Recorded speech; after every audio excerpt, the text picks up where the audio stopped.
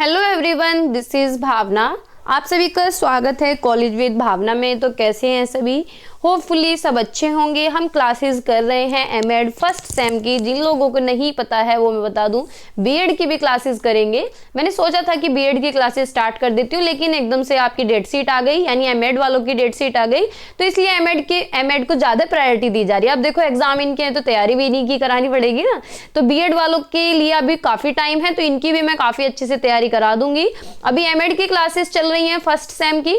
कल हमने unit 3 complete एक ही लेक्चर के अंदर कंप्लीट कर ली थी, और ये काफी इंपॉर्टेंट यूनिट है क्योंकि इसके अंदर से लॉन्ग क्वेश्चन भी आते हैं, शॉर्ट भी आते हैं, क्योंकि सारी जितनी भी थ्योरीज हैं वो सारी इसी के अंदर हैं। क्लासिकल एंड ऑपरेंट कंडीशनिंग से क्वेश्चन आता ही आता है, और गिलफोर्ड का जो मॉडल है ये लॉन्ग क्वेश्चन में पूछा जाता है।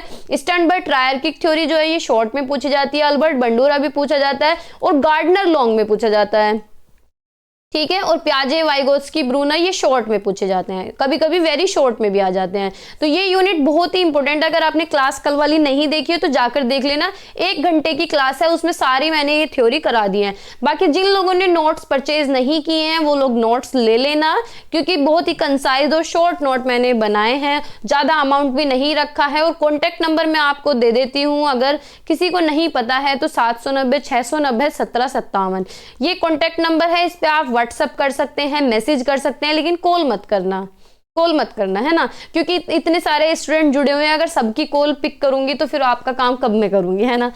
तो मैसेज कर सकते हैं और नोट्स परचेज कर सकते हैं। और नोट्स का जो प्राइस है वो 350 है। बहुत से लोग इस पे भी डिस्काउंट ले लेते हैं जिन लोगों को दिक्कतें होती हैं, और मैं इस डिस्काउंट दे भी देती हूँ, बहुत सारे स्टूडेंट्स को दिया भी है ना। जिनकी सामर्थ्य नहीं है देने की उन लोगों के लिए कम भी कर देती हूँ। तो आप लोग नोट्स परचेज कर सकते हैं। नोट्स बाइलिंगुअल हैं, वो तो आपको पता भी होगा कि किस तरीके के नोट्स मैंने बनाए हैं। हिंदी और इंग्लिश दोनों लैंग्वेज में रखा है। तो स्टार्ट करते हैं। आज जो हमारा टॉपिक होने वाला है इंडिविजुअल डिफरेंसेस, यानी ये आपकी लास्ट यूनिट है। ये टॉपिक होते ही ये पूरी बुक आपकी कंप्लीट हो जाएगी। 4th यूनिट है, 4 ही यूनिट है इस बुक के अंदर। इंडिविजुअल डिफरेंस जो है पूरा लॉन्ग क्वेश्चन इंडिविजुअल डिफरेंसेस से आता है। 16 नंबर का एक क्वेश्चन आता है। और देखो एमएड में आपको हर एक टॉपिक करना पड़ेगा, ऐसा नहीं है कि आप कुछ भी छोड़ के आपका काम नहीं चलेगा। रीजन क्या है? क्योंकि इसके अंदर चॉइस बहुत कम होती है। अब देखो लॉन्ग क्वेश्चन में 5 लॉन्ग क्वेश्चन आते हैं। कितने? 5 लॉन्ग क्वेश्चन पूछे जाते हैं 16 नंबर के, लेकिन उसमें 3 आपको अटेम्प्ट करने होते हैं, तो 2 की चॉइस हुई। जो शॉर्ट क्वेश्चन है, शॉर्ट क्वेश्चन 3 क्वेश्चन पूछे जाते हैं, 3 में से 2 आपको ऑप्ट करने हैं, तो 1 की चॉइस हुई। और जो वेरी शॉर्ट क्वेश्चन है, वेरी शॉर्ट में 5 क्वेश्चन दिए जाते हैं, 5 में से आपको 4 करने होते हैं, तो इसमें भी 1 की चॉइस हुई। तो यानी आपको हर टॉपिक पढ़ना पड़ेगा, क्योंकि 1-1 की चॉइस होती है। 1 क्वेश्चन आप स्किप कर सकते हैं, बाकी सारे आपको करने ही होते हैं।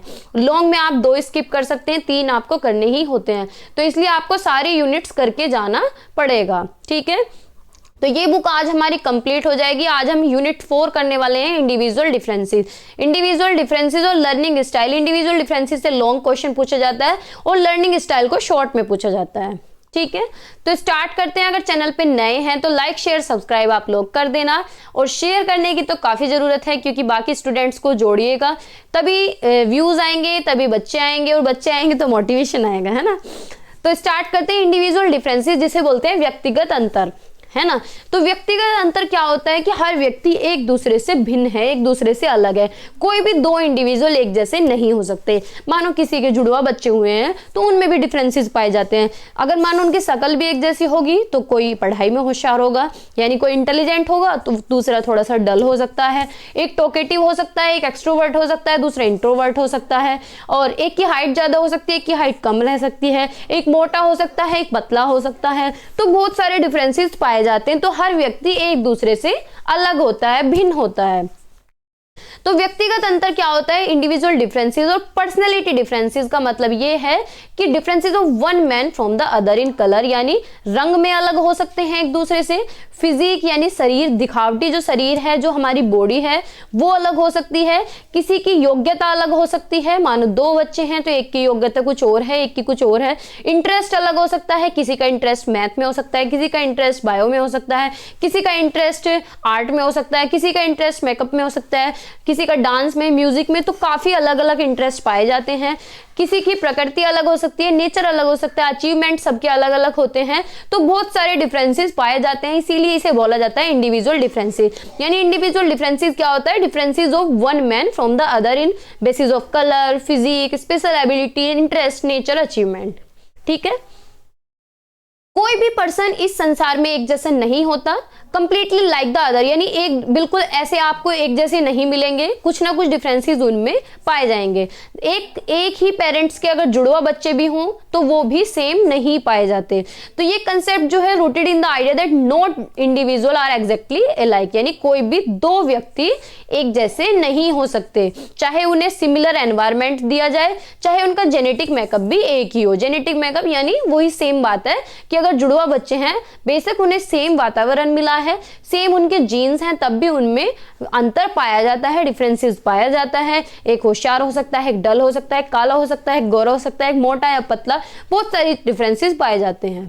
ठीक है, तो इसीलिए हम इसे कंसीडर करते हैं इंडिविजुअल डिफरेंसेस। ये जो डिफरेंस है ये इन्फ्लुएंस भी करते हैं कि हम अपने संसार को, वर्ल्ड को कैसे परसीव कर रहे हैं, कैसे हम दूसरों के साथ इंटरेक्ट कर रहे हैं, बातचीत कर रहे हैं, और किसी भी सिचुएशन में हम कैसे रेस्पॉन्ड कर रहे हैं। तो individual differences are the kind of variation that exist among the individual in various forms like psychological, behavioural, physical characteristic और पर्सनल कैरेक्टरिस्टिक और कॉग्निटिव एंड इमोशनल कंपोनेंट। यानी जो व्यक्तिगत अंतर है उसमें बहुत सारे वेरिएशन, बहुत सारे अंतर पाए जाते हैं, जैसे कि साइकोलॉजिकल बेसिस पे हो सकता है, हमारे बिहेवियरल बेसिस पे हो सकता है, फिजिकल यानी शारीरिक बेसिस पे हो सकता है, और कोई भी विशेषता हो सकती है, हमारी पर्सनल कैरेक्टरिस्टिक हो सकती है, हमारी संज्ञानात्मक विशेषता हो सकती है, हमारी संवेगात्मक विशेषता हो सकती है। ठीक है, कोई इंडिविजुअल एक्सट्रोवर्ट होता है, एक्सट्रोवर्ट होते हैं जो बातूनी नहीं होते हैं, बोलते हैं बहुत ज्यादा। कोई इंडिविजुअल क्रिएटिव हो सकता है, किसी के पास लॉजिकल थिंकिंग अच्छी होती है, यानी लॉजिक अच्छा लगाता है। तो दूसरे तरीके से कोई इंट्रोवर्ट हो सकता है, इंट्रोवर्ट होता है जो मन में ही रहते हैं, यानी ज्यादा बातचीत नहीं करते। और किसी के पास एनालिटिकल थिंकिंग हो सकती है। तो मतलब एक इंडिविजुअल दूसरे इंडिविजुअल से बहुत सारे तरीकों से अलग हो सकता है। कार्टर ने एक डेफिनेशन दी है, कार्टर बी गुड ने, कि individual differences stand for the variation और deviation among individual to regard to a single characteristic और नंबर ऑफ कैरेक्टरिस्टिक। यानी व्यक्तिगत भिन्नता से इनका मतलब क्या है कि वो भिन्नता, वो वेरिएशंस, कि कोई इंडिविजुअल एक इंडिविजुअल दूसरे इंडिविजुअल से किस तरीके से अलग हो सकता है, यानी उसकी कोई एक विशेषता भी उससे अलग हो सकती है, या एक से ज्यादा विशेषता से भी वो भिन्न पाया जा सकता है। ठीक है, कॉजेज ऑफ इंडिविजुअल डिफरेंसेस, यानी जो व्यक्तिगत अंतर है उसके कारण क्या है, किस वजह से व्यक्तिगत अंतर होता है। तो कोई इसका एक कारक नहीं है, बहुत सारे कारक हो सकते हैं। बहुत सारे कौन कौन से हो सकते हैं भाई? हेरिडिटी बेस पे भी अलग हो सकते हैं, वही कि traits which are inherited from the parents, यानी दो बच्चे हैं सेम पेरेंट्स से हुए हैं और जुड़वा भी हैं, एक साथ हुए हैं, ट्विंस बेबी। ट्विंस की बात मैं ज्यादा करती हूँ क्योंकि ट्विंस को ये देखा जाता है ना कि जुड़वा हैं, तो उनमें भी डिफरेंसेस पाए जाते हैं। बहुत बार हेरिडिटी जो है वो भी डिफरेंस है। दूसरा एनवायरमेंट भी डिफरेंस हो सकता है। कोई दो इंडिविजुअल है, एक को अच्छा एनवायरमेंट मिला है तो उसका कॉन्फिडेंस लेवल कुछ और होगा, दूसरे को अच्छा एनवायरमेंट नहीं मिला है तो उसका एनवायरमेंट कुछ और हो सकता है। तो ये डिपेंड करता है कि एनवायरमेंट बेसिस पे भी व्यक्तिगत अंतर पाए जाते हैं। इकोनॉमिक स्टेटस के बेसिस पे भी अंतर पाए जाते हैं। इकोनॉमिक स्टेटस, एक बच्चा अमीरत में पल रहा है, एक बच्चा गरीब घर में पल रहा है, तो फैमिली बैकग्राउंड के आधार पे भी व्यक्तिगत अंतर पाए जाते हैं। जाति के आधार पे, रेस, नेशनलिटी के आधार पे भी व्यक्तिगत अंतर पाए जाते हैं। सेक्स डिफरेंसेस, लड़का है लड़की है, girls mature earlier than boys. देखो लड़के और लड़कियों में भी अंतर पाए जाते हैं कि लड़कियां जल्दी मैच्योर हो जाती है, लड़के थोड़े लेट मैच्योर होते हैं। एज और इंटेलिजेंस के बेस पे भी इंडिविजुअल डिफरेंसेस पाए जाते हैं, जैसे कि जो यंग बच्चे होते हैं या छोटे बच्चे होते हैं, बड़े बच्चे मतलब पेरेंट्स से कम उम्र के जो बच्चे होते हैं, या जो बुजुर्ग लोग होते हैं, बुजुर्ग लोग को एक्सपीरियंस ज्यादा होता है। अब बच्चे उनसे भिन्न कैसे होंगे? क्योंकि बच्चे चीजों को ग्रेस्प जल्दी कर लेते हैं, सीख जल्दी लेते हैं, लेकिन बुजुर्ग जो होते हैं उन्हें एक्सपीरियंस अच्छा होता है। तो एज और इंटेलिजेंस के बेस पे भी इंडिविजुअल डिफरेंसेस पाए जाते हैं। टेम्परामेंट, कोई किसी के इमोशन बिल्कुल स्टेबल हैं, कोई किसी के इमोशन स्टेबल नहीं होते, तो इस बेसिस पे भी इंडिविजुअल डिफरेंसेस पाया जाता है। और भी बहुत सारे कैरेक्टरिस्टिक हो सकती हैं, कोई इंटरेस्ट के आधार पे एक दूसरे से अलग हो सकता है, कोई योग्यता अचीवमेंट के आधार पे हो सकता है, कोई कैरेक्टर के बेस पे हो सकता है, तो बहुत सारे कारण ये हैं। तो आप इस तरीके से ग्राफ बना फ्लो चार्ट, इस तरीके से फ्लो चार्ट एग्जाम के अंदर बना सकते हैं, ये काफ़ी इफेक्टिव होता है। इसी तरीके से बनाइएगा कि कॉजेज ऑफ इंडिविजुअल डिफरेंसेस, तो हेरिडिटी है, एनवायरनमेंट है, economic status, influence of caste, race and nationality, sex differences, age and intelligence, temperament और अदर। और बाकी हिंदी वाले हिंदी में लिख सकते हैं, है ना। अब एक एक करके सारों को पढ़ लेते हैं। हेरिडिटी क्या है कि जो जेनेटिक ट्रेट हमें हमारे पेरेंट्स से मिलते हैं, जो जीन्स हमें, जो गुण हमारे माँ बाप से हमें मिलते हैं, तो इसका इम्पैक्ट क्या है, हमारे फिजिकल कैरेक्टरिस्टिक पे पड़ जाता है। जैसे कि कोई बच्चा बहुत सुंदर होता है, वो सुंदर इस वजह से कि उसके माँ बाप अच्छे हैं, सुंदर हैं, तो इस वजह से वो सुंदर है। माँ बाप की हाइट अच्छी है तो बच्चे की हाइट भी अच्छी होगी, माँ बाप की हाइट कम है तो बच्चे की हाइट भी कम होगी। ठीक है, देखो हाइट पे डिफरेंसेस है हेरिडिटी की वजह से। कॉम्प्लेक्शन यानी कोई काला हो सकता है, कोई गोरा हो सकता है। हेयर टेक्सचर की, किसी के बाल हल्के हैं क्योंकि माँ बाप के बाल भी हल्के हैं, तो इस वजह से बच्चे की जो हेयर ग्रोथ है, हेयर टेक्सचर है, वो भी पतला है।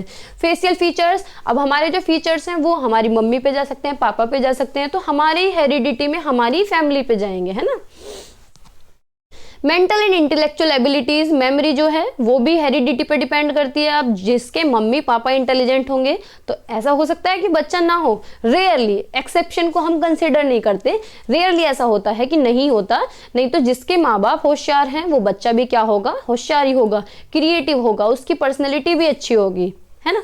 Child of musical parent is more likely to have natural talent of music, यानी किसी के माँ बाप जो हैं म्यूजिशियन हैं तो बच्चे के अंदर ये क्या है, ऑटोमेटिक टैलेंट आ जाएगा, यानी नेचुरल होगा ये, क्योंकि माँ बाप के पास जो कंठ है ना वही बच्चे में ट्रांसफर होगा।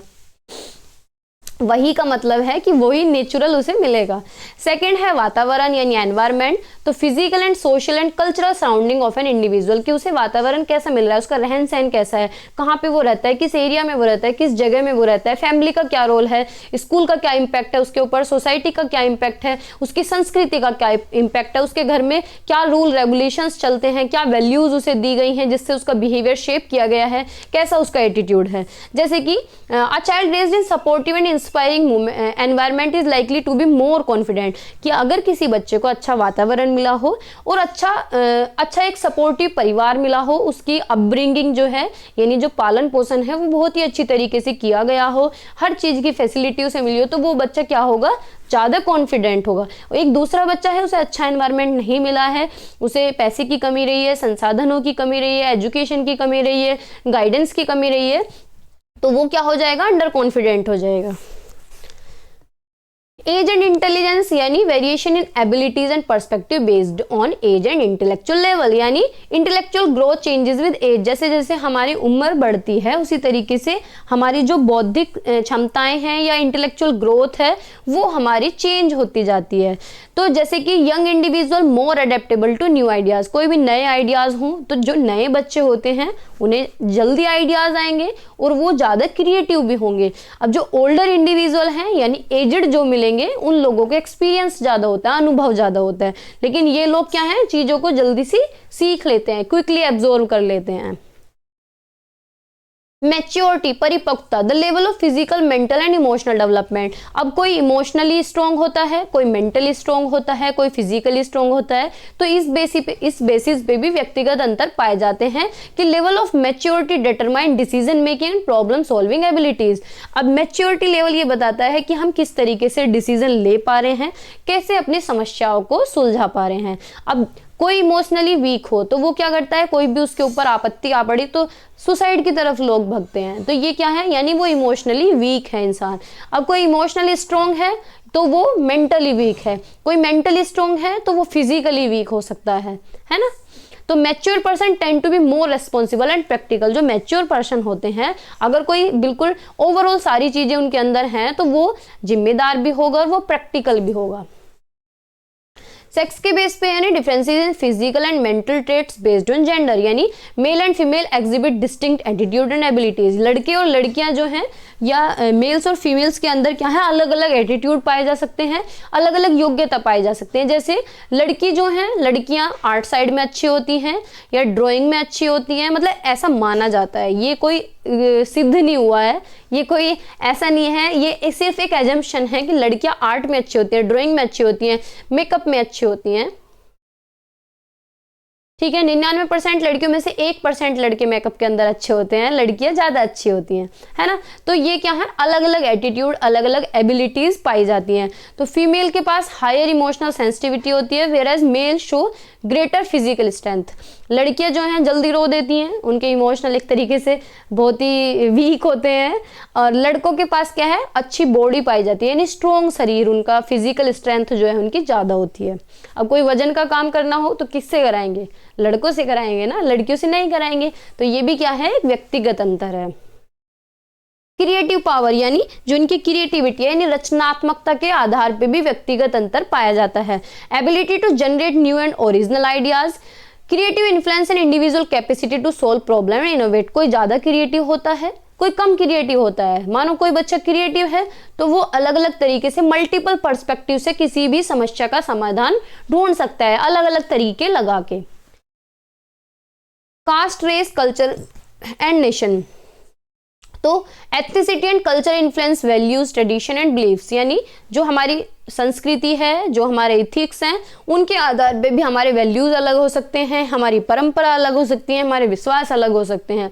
तो a person from rural background में exhibit different attitude as compare to someone from a urban environment, यानी गाँव के बच्चों में और सिटी जो अर्बन एरियाज हैं उनके बच्चों में काफ़ी डिफरेंस पाया जाता है। अब टाइप्स ऑफ इंडिविजुअल डिफरेंसेस दो तरीके के वैसे होते हैं, मेन अदर जो हैं काफ़ी तरीके के इंडिविजुअल डिफरेंसेस पाए जाते हैं, लेकिन मेन जो है टाइप इंटर इंडिविजुअल और intra individual. Inter individual differences यानी differences found in measurable personality trait of 2 और मोर इंडिविजुअल, यानी जिन्हें हम मेजर कर सकते हैं। मेजर कैसे कर सकते हैं कि हम 2 बच्चे हैं, दो घर में ही मान लो किसी के घर के मतलब किसी के 2 बच्चे हैं किसी पेरेंट्स के, तो हम उनकी हाइट को मेजर कर सकते हैं, उनके वेट को मेजर कर सकते हैं। तो इसके अंदर जो डिफरेंसेस, जो ट्रेट्स हम मेजर कर सकते हैं एक या 2 इंडिविजुअल के या 2 से ज्यादा इंडिविजुअल के, तो वो होता है inter individual differences. Intra individual यानी found in measurable personality trait of same individual person, any person is physically healthy but mentally ill, यानी खुद में व्यक्तिगत अंतर, खुद से भी अंतः से बोलते हैं शायद, हिंदी में मुझे पता नहीं क्या बोलेंगे इसे।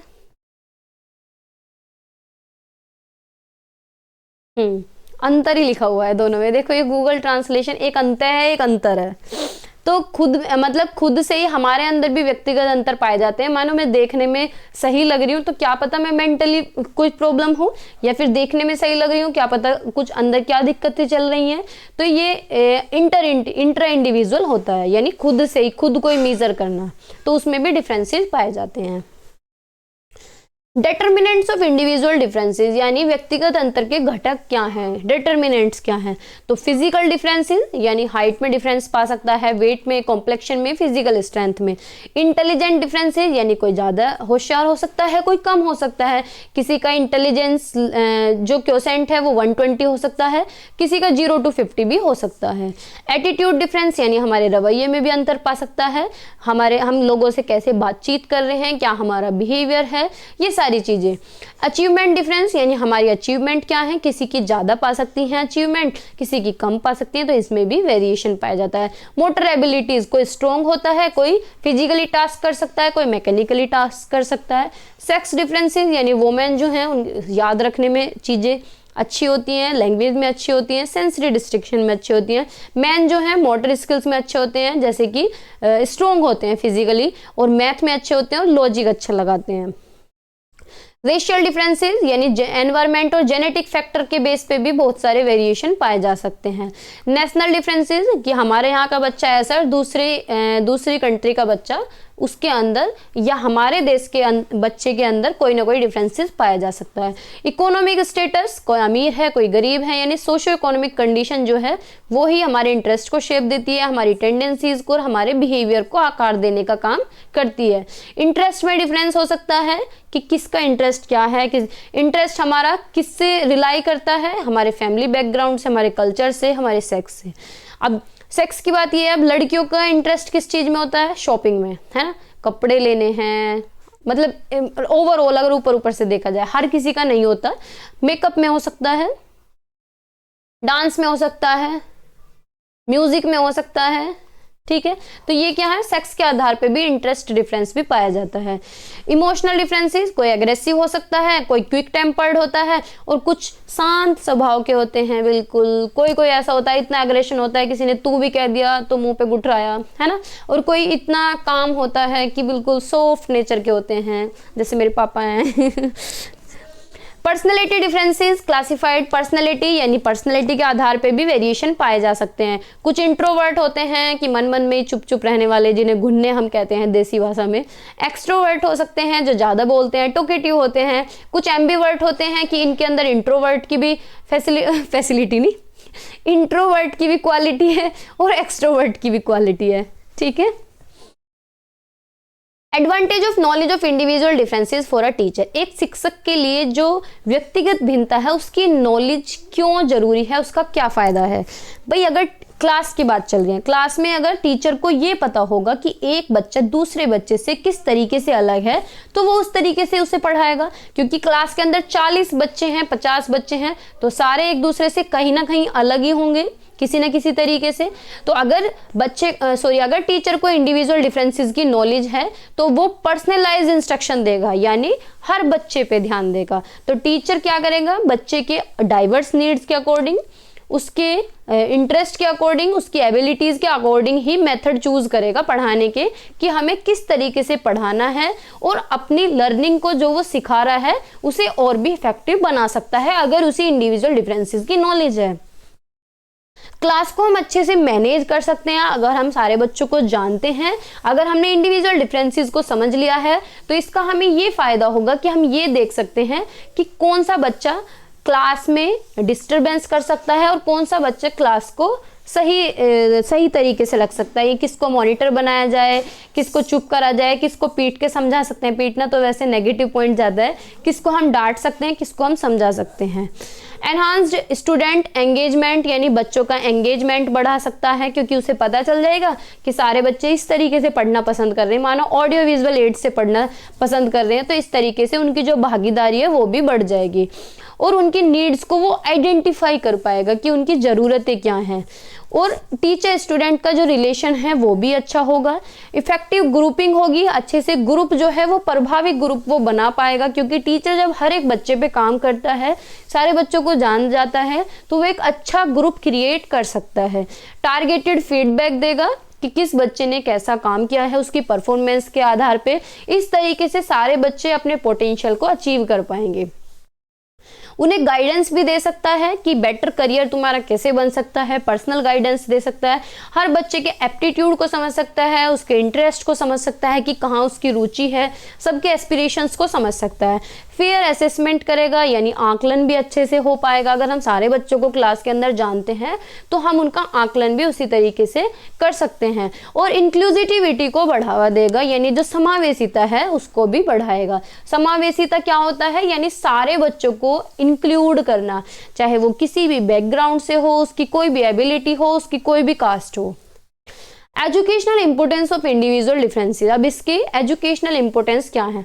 वैसे तो जो टीचर के इसमें काम आई है, टीचर की नॉलेज है, अगर टीचर को नॉलेज है इंडिविजुअल डिफरेंसेस की तो वो उसके लिए कैसे फायदेमंद है। तो सेम वही चीज़ें यही है कि एजुकेशन में इसका क्या इंपॉर्टेंस है इंडिविजुअल डिफरेंसेस का। तो यही है कि भाई पर्सनलाइज टीचिंग स्ट्रेटेजीज हम यूज़ कर सकते हैं, यानी इस तरीके की टीचिंग स्ट्रेटेजीज यूज़ कर सकते हैं कि हम हर तरीके के बच्चे को ध्यान में रख सकें। करिकुलम इस तरीके से डिज़ाइन कर सकते हैं, जब हमें इंडिविजुअल डिफरेंसेस की नॉलेज होगी तो उसी के अकॉर्डिंग हम करिकुलम को, पाठ्यक्रम को बनाएंगे। हर बच्चे को अलग अलग तरीके से इंस्ट्रक्शन दे सकते हैं। मानो कोई बच्चा अच्छा है तो उसे उसी तरीके के सम देंगे, टिपिकल सम भी कर लेगा। अगर कोई बच्चा गिफ्टेड है, अगर कोई बच्चा स्लो लर्नर है तो स्ट्रगल कर रहा है, तो उसे हम उसी तरीके से काम देंगे, उसी तरीके से होमवर्क देंगे, ऐसे ही असाइनमेंट प्रोजेक्ट हम देंगे। इम्प्रूव मोटिवेशन दे सकते हैं। इफेक्टिव क्लासरूम मैनेजमेंट, क्लास को अच्छे से मैनेज कर सकते हैं, सेम बात है पीछे वाली ही। गाइडेंस और काउंसलिंग दे सकते हैं, यानी परामर्श दे सकते हैं। स्पेशल एजुकेशन नीड्स, अगर उन्हें स्पेशल एजुकेशन की ज़रूरत है, जैसे कि आप देखो अगर गिफ्टेड लर्नर हमने क्लास में पहचान लिया कि कोई बच्चा गिफ्टेड है। गिफ्टेड कौन से होते हैं? जिनका IQ 120+ होता है टर्मन के अकॉर्डिंग। तो अगर कोई बच्चा गिफ्टेड है तो हमें उसी तरीके से उसे काम देंगे ना। मानो उसे हल्का फुल्का काम दे रहे हैं तो वो तो बोर हो जाएगा 4 दिन में क्लास में कि क्या पढ़ाया जाता है, ये तो मुझे पहले से ही आता है ना। तो अगर कोई बच्चा गिफ्टेड है तो हम उसे आइडेंटिफाई करेंगे और उसे स्पेशल एजुकेशन देंगे। कोई बच्चा स्लो लर्नर है, मानो उसका IQ 50-60 है, 70 तक ही है, बस बिलो एवरेज है वो, तो हम उसी तरीके से उसे टैकल करेंगे। स्किल डेवलपमेंट करेंगे हम, कोलैबोरेटिव लर्निंग करेंगे, यानी सहयोगात्मक अधिगम करेंगे। सारे लोग ग्रुप एक्टिविटीज ऑर्गेनाइज करेंगे जिससे कि हर बच्चा एक दूसरे के साथ मिलजुल के सीख सके। असेसमेंट प्रैक्टिस करेंगे, प्रैक्टिसेस यूज करेंगे, यानी बच्चों का आकलन करेंगे, मूल्यांकन करेंगे जितना पढ़ाया है उनकी एबिलिटीज के आधार पे। ठीक है, ये आपका इंडिविजुअल डिफरेंसेस का टॉपिक पूरा होता है। नेक्स्ट जो टॉपिक है, नेक्स्ट और लास्ट टॉपिक है आपका, फिर आपकी ये बुक कंप्लीट है। लर्निंग स्टाइल, सबसे लर्निंग स्टाइल क्या होता है? अब क्लास में हर तरीके का बच्चा होता है, तो 4 तरीके की लर्निंग स्टाइल दी है नील फ्लेमिंग ने। किसने दी है? One of the most prominent was developed by Neil Fleming in 1987। Neil Fleming ने वार्क दिया है, वार्क मॉडल। ये भी लिखा मिल सकता है एग्जाम के अंदर, वार्क मॉडल। तो वार्क मॉडल यानी सीखने के तरीके, 4 तरीके इन्होंने बताए हैं। कौन कौन से? कि कुछ बच्चे विजुअल यानी देख के सीखते हैं, ऑडियो कुछ बच्चे सुन के सीखते हैं, ठीक है, कुछ बच्चे पढ़ के सीखते हैं, रीडिंग, कुछ बच्चे काइनेस्थेटिक यानी एक्शन बेसिस पे सीखते हैं, खेल कूद में या इस तरीके से। ठीक है, तो यही हम आगे पढ़ने वाले हैं। देखो लिखा भी हुआ है कि 4 बेसिस है। विजुअल कुछ बच्चे पढ़ के सीखते हैं, कुछ को सुन के सीखना पसंद होता है, कुछ को लिख के और पढ़ के सीखना पसंद होता है, और कुछ काइनेस्थेटिक तरीके से सीखते हैं यानी एक्शन के बेसिस पे। तो विजुअल लर्निंग क्या है? विजुअल लर्नर जो है, visual learner understand and retain information by seeing, यानी देख के सीखने वाले बच्चे हैं। ये ज़्यादा इन्फॉर्मेशन पसंद करते हैं कि इन्हें चीज़ें दिखा के पढ़ाई जाएं, ना कि इन्हें रिटन फॉर्मेट में चीज़ें समझ नहीं आती हैं। इनका जो सीखने का तरीका है, ये चीज़ों को ग्रैस्प करते हैं देख के। Individuals that learn in this way tend to pay close attention to detail the body language and often imagine situation in their mind to help them process the information better, यानी देख के चीज़ों को imagine कर लेते हैं ये। In terms of learning, अगर लर्निंग के बेस पे देखा जाए तो कौन से इफेक्टिव तरीके होंगे विजुअल लर्नर्स के लिए? तो हम उन्हें चार्ट से पढ़ा सकते हैं, फिगर को दिखा के पढ़ा सकते हैं, ग्राफ से, डायग्राम से पढ़ा सकते हैं, एनिमेटेड वीडियोज हम उन्हें दिखा सकते हैं, डॉक्यूमेंट्रीज दिखा सकते हैं, और कोई भी लर्निंग का तरीका अपना सकते हैं। Paper handouts with lot of images, ऐसे तरीके अपना सकते हैं जिसमें बहुत सारी इमेजेस हो, इस तरीके से उन्हें पढ़ा सकते हैं। प्रदर्शन करके सिखा सकते हैं, या कलर कोडेड नोट्स हो, या फिर कुछ भी व्हाइट स्पेस या कुछ भी डायग्रामेटिक हो, उससे हम बच्चे को सिखा सकते हैं। ओरल लर्नर या ऑडिटरी लर्नर, यानी ये इस तरीके के जो बच्चे हैं ये सुन के सीखना पसंद करते हैं। ये क्लास में इन्वॉल्व तो होते हैं, लेकिन इन्वॉल्व तब होते हैं जब ऑडिटरी तरीके से इन्हें सिखाया जाए। ना तो ये लिख के सीखते हैं, ना ये देख के सीखते हैं, ये सुन के सीखना पसंद करते हैं। तो हम इन्हें कैसे बेनिफिट दे सकते हैं? हम इन्हें लेक्चर मेथड के थ्रू पढ़ा सकते हैं, ट्यूटर्स प्रेजेंटेशन दे सकते हैं, और जो नोट्स हैं उन्हें रिकॉर्डिंग फॉर्म में इन्हें दे सकते हैं। ये पॉडकास्ट सुन सकते हैं, ऑडियो बुक्स सुनने में इन्हें इंटरेस्ट आता है, क्लास की रिकॉर्डिंग या 1-on-1 ट्यूटरिंग, या फिर निमोनिक सुन सकते हैं। ये इस तरीके से मतलब कोई भी सुनने की जो इन्फॉर्मेशन है या सुन के इन्हें अच्छा समझ आता है। रीडिंग एंड राइटिंग लर्नर्स, यानी ये देख के और लिख के सीखते हैं, मतलब सॉरी देख के नहीं, पढ़ के और लिख के सीखने वाले। तो those student who have beautifully hand written colour coded notes that have been divided perfectly topic by topic, यानी इस तरीके के जो बच्चे हैं ये लिख के सीखते हैं, और इन्हें अच्छे नोट्स चाहिए कलर कोडेड, जो कि perfectly topic by topic divide हो। इनके लिए जो बेनिफिट करता है वो रिटन मटेरियल और रीडिंग मटेरियल बेनिफिट करता है।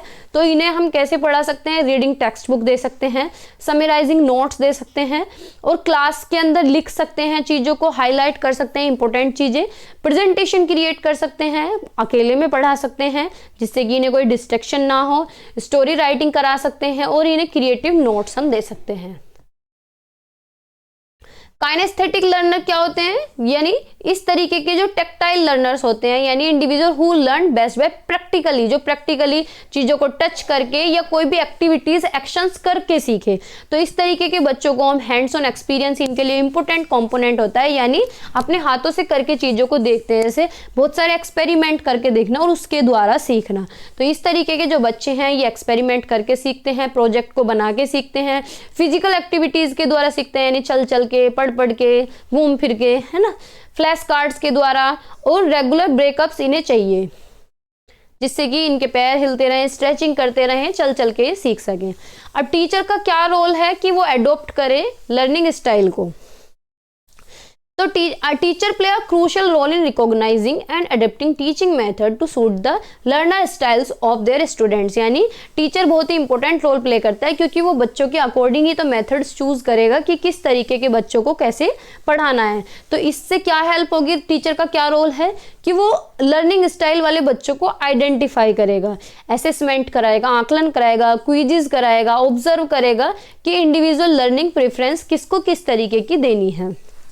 एंगेज करेगा, उन्हें बातचीत में शामिल करेगा जिससे कि बच्चों को समझ सकें कि उनके वीक पॉइंट क्या है और उनके स्ट्रॉन्ग पॉइंट क्या है। डिफरेंशिएटेड इंस्ट्रक्शन यूज करेगा, यानी हर बच्चे के लिए अलग अलग इंस्ट्रक्शंस, निर्देशन यूज करेगा। इस तरीके का लेसन डिजाइन करेगा कि मल्टीपल टीचिंग मेथड्स यूज कर सके, जैसे कि जो देख के पढ़ने वाले बच्चे हैं वो भी हैंडल हो जाएं, जो सुन के पढ़ने वाले हैं वो भी, और काइनेस्थेटिक भी। अलग अलग असाइनमेंट उन्हें देगा, प्रोजेक्ट उन्हें देगा जिससे कि हर बच्चे को कैटर किया जा सके। एक इंक्लूसिव क्लासरूम क्रिएट करेगा जहां पे हर बच्चे की नीड्स को ध्यान में रखा जाता है, हर बच्चे को सपोर्ट किया जाता है। इनकॉर्पोरेटिंग टेक्नोलॉजी एंड मल्टीमीडिया, यानी टेक्निक्स का यूज करेगा, मल्टीमीडिया का यूज करेगा कि व्हाइट बोर्ड यूज कर सकते हैं, वीडियोस के द्वारा, पॉडकास्ट के द्वारा, एजुकेशनल एप्स के द्वारा सिखाया जा सकता है। सेल्फ रिफ्लेक्शन को एनकरेज करेगा, फीडबैक भी देगा और उन्हें सपोर्ट भी करेगा, इंडिविजुअल नीड्स को सपोर्ट करेगा, टेलर करेगा, एडेप्टेबिलिटी को प्रमोट करेगा। इसका महत्व क्या है, लर्निंग स्टाइल को अगर हम एजुकेशन फील्ड में अडेप्ट करते हैं तो क्या है, ज़्यादा से ज़्यादा एंगेजमेंट होगा, यानी बच्चे शामिल होंगे, ज़्यादा से ज़्यादा उनकी भागीदारी बढ़ेगी, रिटेंशन, उन्हें चीज़ें याद रहेंगी। मानो किसी को देख के पढ़ना, जैसे कि मैं ना बुक से पढ़ना प्रीफर नहीं करती, मैं चीज़ें लैपटॉप से ही पढ़ती हूँ। मैंने एमएड में कोई बुक नहीं खरीदी, तो मुझे देख के पढ़ना अच्छा लगता है। बुक ऐसी रखी है, मैंने फर्स्ट सेम में खरीदी थी, वो खोल के भी नहीं देखी। तो मुझे क्या है, मुझे चीज़ें देख के समझ आती हैं, तो इससे क्या है, मेरा रिटेंशन इंप्रूव हो रहा है। तो ऐसे ही बहुत बच्चे हैं जिनके सुन के अच्छा समझ आता है। बूस्ट कॉन्फिडेंस, इससे कॉन्फिडेंस भी डेवलप होगा और लाइफ लॉन्ग लर्निंग को बढ़ावा मिलेगा। ठीक है, so this is all for today. Hopefully class आपको अच्छी लगी होगी। आज की क्लास में इतना ही रखते हैं, इतना नहीं, ये पूरी बुक आपकी कंप्लीट हो गई है। बाकी मुझे नहीं लगता कोई टॉपिक बचा हो। प्रीवियस ईयर क्वेश्चन में आप देख लूँगी एक बार, उन्हें सोल्व भी करा दूंगी। बाकी चैनल पे नए हैं तो लाइक शेयर सब्सक्राइब आप लोग कर सकते हैं। मेरे साथ जुड़े रहिए इस तरीके से, और शेयर करना बिल्कुल भी नहीं भूलना है।